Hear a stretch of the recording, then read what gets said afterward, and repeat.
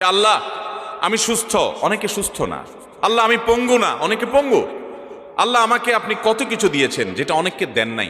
আমার চোখ দুটো ভালো, আমার অনেক নেয়ামত আমি আপনার ভোগ করছি। আল্লাহ আমি আপনার নেয়ামতের শুকরিয়া আদায় করছি, স্বীকৃতি দিচ্ছি, কৃতজ্ঞতা আদায় করছি। হে আল্লাহ, আপনার রাসূলের প্রতি আপনি রহমত নাজিল করেন। আপনি যদি লম্বা চড়া বিস্তারিত না বলতে পারেন, আপনি সূরা ফাতিহাটা পড়েন, আলহামদুলিল্লাহ রাব্বিল আল্লাহর প্রশংসা সেখানে হয়ে গেছে, আলহামদুলিল্লাহ রাব্বিল আলামিন পড়েন, দুরূদ শরীফ পড়েন, বাস।